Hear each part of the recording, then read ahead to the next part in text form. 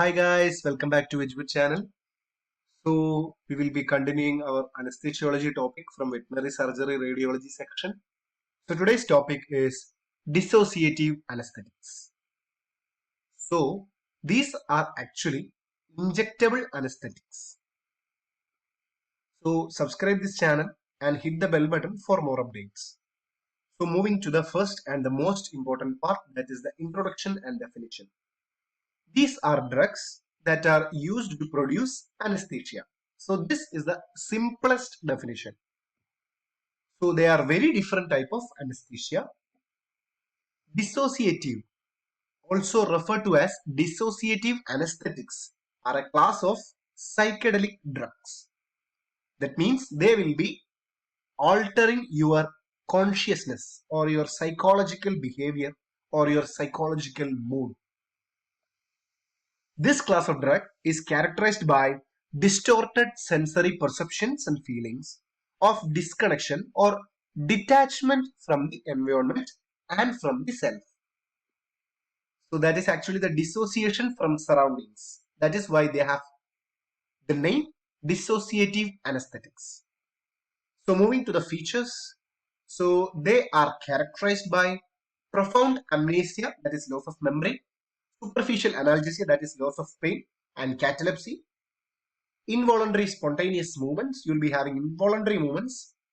Persistence of reflexes like swallowing reflex, pharyngeal and palpebral and corneal reflexes will be there. Large dose may induce convulsions or epileptic seizures. Lack of muscle relaxation, that is skeletal muscle relaxation properties will not be there for the dissociative anesthetics. Moving to the class to which these drugs belong to. So they are actually the intravenous injectable anesthetics. And they are belonging to the class dissociative anesthetics. So why the name dissociative anesthetics? You will be thinking like, why have they got the name dissociative? So they actually cause dissociation from surroundings, cause dissociation of thalamo-cortico-limbic system. So different from the general CNS depression caused by other drugs. So we can just make a look with the thiopental or the thiobarbiturates or the benzodiazepines. So the ketamine or the phencyclidine or these drugs will be producing a different type of general CNS depression than other drugs. So delirium will be occurring during the recovery. Misperception of auditory and visual stimuli will be there. So moving to the properties.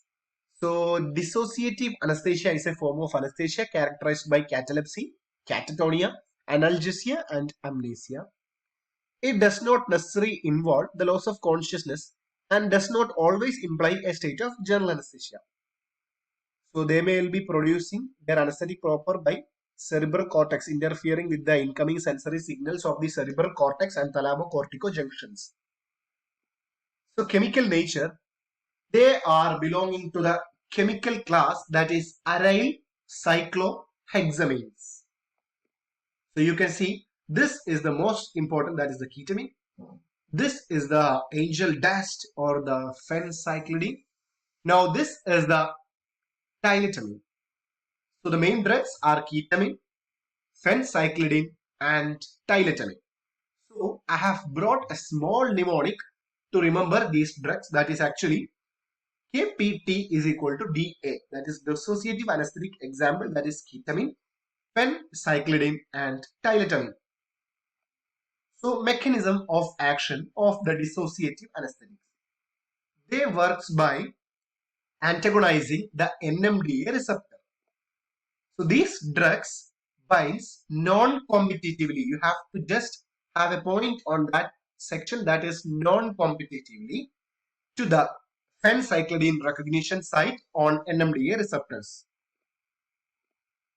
So this is actually the NMDA receptor and you'll be having NMDA receptor site and they will be binding as an antagonist here.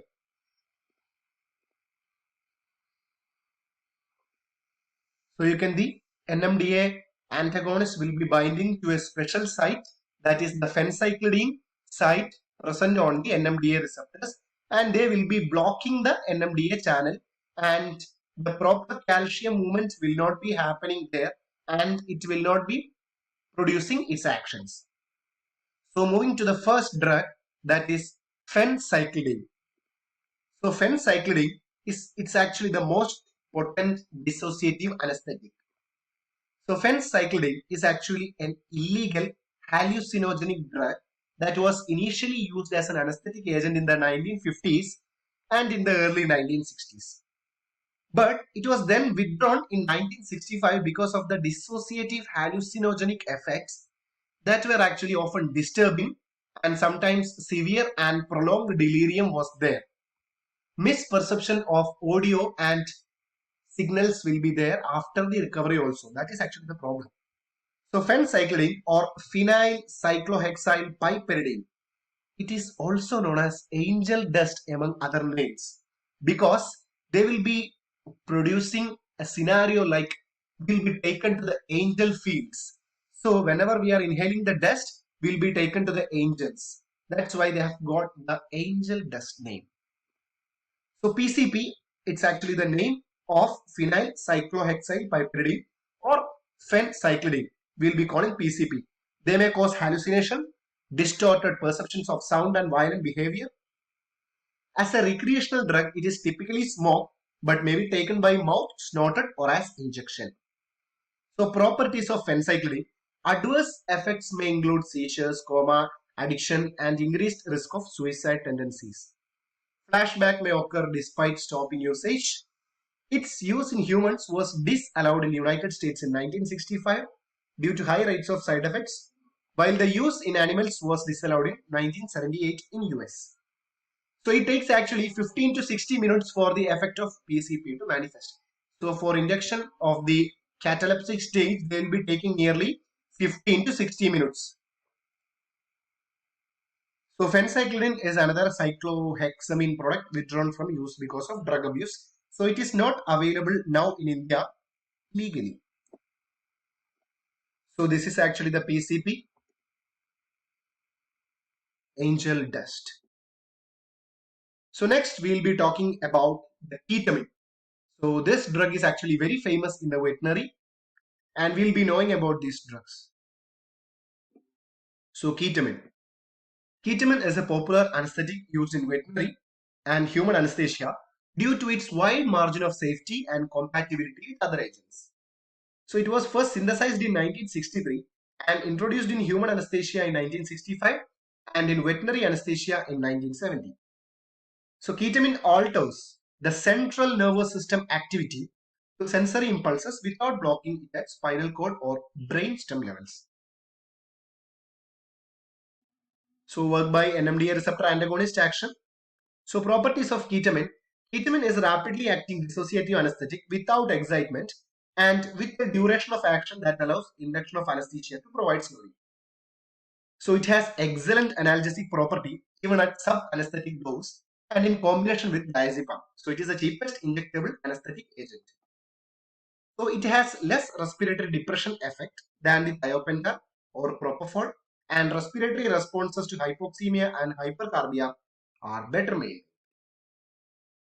So ketamine is the suitable induction agent in patients with cardiac tamponade, asthma, and with reactive airways. So it is effective if administered by any route, that is IV, subcutaneous, IM, oral, etc., making it especially useful for fractious cats. So cardiovascular effects. Ketamine increases heart rate, cardiac output, peripheral vascular resistance, systemic and pulmonary blood pressure. So the cardiovascular stimulation is attributed to stimulation of sympathetic discharge, vagolytic activity. Actually, the vagus will be always decreasing the heart rate and the ketamine will be decreasing the vagus activity. Negative inotropic effects on heart. Now, disadvantage include profuse salivation, lacrimation, increased intraocular pressure, etc. Salivation actually can be controlled by the prior administration of anticholinergics. Muscle relaxation will be poor, so we have to go for any skeletal muscle relaxants, that is guaifenesin, etc. So decreased total RBC counts due to sequestration of RBCs in the spleen, so that is actually a big point. So induces hyperglycemia. So contraindicated in patients with increased intracranial pressure. So the aims of combining ketamine with other agents are to achieve muscle relaxation. You can go for any skeletal muscle relaxants, eliminate side effects like salivation and recovery delirium. So you can go for anticholinergics. So this is actually the pharmacokinetics. You can just watch it. So uses and indication have been in primates and humans. So this is actually the dose.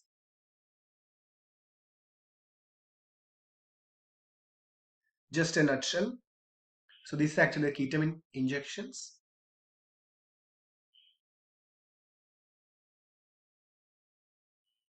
Available in many brand names. Ketalar. Next is the drug tyletamine. So tyletamine is actually dissociative anesthetic, pharmacologically classified as NMDA receptor antagonist. It is related chemically to ketamine. Tyletamine hydrochloride exists as odorless white crystals. Now it is actually present as a combination mixture that is always with zolazepam, that is a benzodiazepine, as tilazole and zolatil. So it is actually sometimes used with the xylazine in the name of rompan to tranquilize large mammals such as polar bears and wood bison. So combinations, when tyletamine is combined with zolazepam, in Europe people they will be calling it the zolatil. And whenever tyletamine plus zolazepam is made in US, they will be calling it tilazole. So this is the properties of zolatil. It is also used as sedative and painless examination procedure. They will be using it as a sedative. So it is used as an injection agent prior to inhalant anesthesia. So this is the dose, intramuscular route and intravenous route dosages. So this is in the case of cats. So this is actually the Zolatil that is marketed by Virbac. So next is the Tilazole. So rapid acting anesthetic combination with tyletamine and zolazepam. So this will be present. So it has got extended shelf life. So some must reads about this tilazole is actually do not use tilazole in dogs and cats with pancreatic disease or severe cardiac or pulmonary defect. And do not use for cesarean section.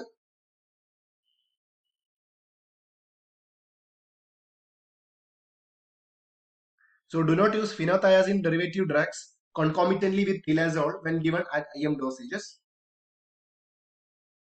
Pulmonary edema has been reported in cats whenever they are given this tilazole.